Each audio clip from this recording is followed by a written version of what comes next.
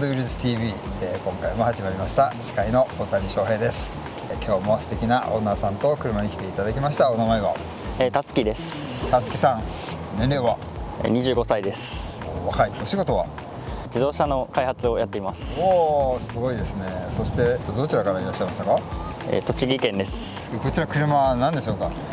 日産のスカイラインです。2000GT ですね。いわゆるケンメリって言われてるやつでいいんですかね？そうですね、ケンメリですね。ケンメリ、年式は？昭和48年式です。1973年。はい、そうです。僕の生まれ年ですね。そうなんですね。はい、ケンメリとは何の略？ケンとメリーのスカイラインっていう当時の CM からケンメリって言われてます。ケンメリとなんか他にありますよね。4枚ドアのセダンがありますね。それは4メリって呼ばれてます。4枚だから4メリ。そうです。なるほど。でこちらはケンメリ。はい。2ドアってやつですね。愛車遍歴教えていただいていいですか？大学の時がデミオが足車で乗っていて、デミオ、はい、自動車部だったのでサーキットで遊ぶ用でアルトワークス。なるほど。アルトワークス乗ってそれでケンメリですか？その頃はまあたまにおじいちゃんの家で乗る程度ですね。おじいちゃんの車だったんですかこれ？そうです。あ、じゃあおじいちゃんの車を譲り受けた？そうですね。それから今何年目？4年目ぐらいですかね。なるほど。おじいちゃんの購入のいきさつってご存知だったりします？うちの祖父が、警察官だったんですけど、これの4枚のセダンがパトカーで導入されて、それに一目惚れをし、祖母にも内緒でこれを買ってきたらしいです。はあ、そんだけじゃもう一目惚れで。そうです。なんで4メリしなかったんですかね？クーペの方がかっこよかったって言ってましたよ。一応スポーツカーなんでやっぱ2枚でスッとした感じがね、そうです。いいですよね。おじいちゃんおばあちゃんご健在ですか？祖父は3年ぐらい前に亡くなっちゃって、お葬式とか時も、この車を葬儀場の目の前に止めて、納骨の時もこれに骨壺を積んでお墓参りに来ましたね。おじいちゃん見てますか？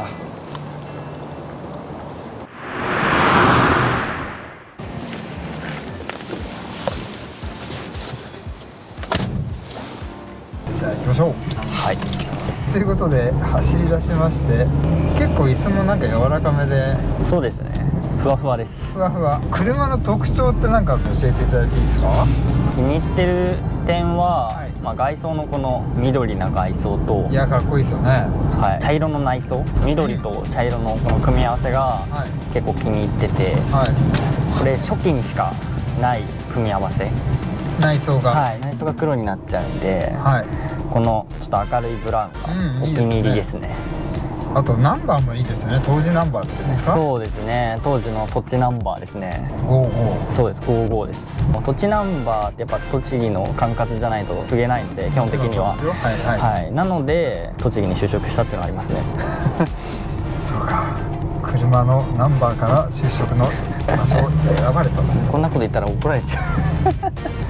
あとこの車ってほぼノーマルっていう考え方でいいんですか？そうですね、エンジンもノーマルですし、古いからもう完璧にレストアした状態ってことなんですか？これはノンレストアですね。ノンレストア？何も触ってないです。エンジンもラインオフ時のままです。そうなんですね。でも全然絶好調なんで、120キロ区間とか東北道だと新東名ですかね、あるんですけど、普通に120キロで走れたんで、全然元気です。これ何回転ぐらいになるんですか？120キロですと4000ぐらいですかね。結構回るんですね。でもスムーズに回るんで、あんまりなんていうんですかね、不快な感じはないですね。なるほど。だからさっきね、駐車場で撮影してたんですけど、70代ぐらいの方かな、相当な熱い視線を感じてましたけど、やっぱそれぐらいの方は本当にもう憧れの車ナンバーワンと言ってもいいんじゃないですかね、これね。そうですね、もうよく話しかけられますね。あ、そうですか。燃費ってちなみにどんな感じなんですか？街乗りだと10キロいかないぐらいなんですけど、いいですね。結構高速とか田舎道をのろのろずっと走ってると、マックスに14ぐらいは行ったことありますね。14？なので今の車とそんなに変わんない気がしますね。ですよね。やっぱりエンジンでかいって言ってもまあ2リッターですけど、2リッター6発ってなんかいいですね。いいですね。大きい排気量の6発じゃなくて2リッターの6発2リッターの6発なんで結構いい音するんですよね実は。あ、そうなんですか。ちょっと聞かせてください。そうです。ちょっと加速してみます。ああ、いいですね。結構6発に乗ってるって感じはすごいありますね。やっぱスムーズな吹き上がりが。そうですね。気持ちいい。でもこう気に入ってるところだらけじゃないですか、車的に。そうですね。特にどんなところ？サイドビューの、サーフラインとかサーフィンラインって呼ばれてる箱須賀ケンメリジャパンぐらいまでの特段のラインと、いやー綺麗なね、そういいラインですね。いいキラーか。はい。から後ろにかけて。そうです。もうなんとも言えないこのね曲線美ですよね。オリジナルの爪も折ってないサーフラインが残ってるのは希少じゃないかなって個人的には思ってます。いや、とっても綺麗です。他にはどんなとこ気に入りですか？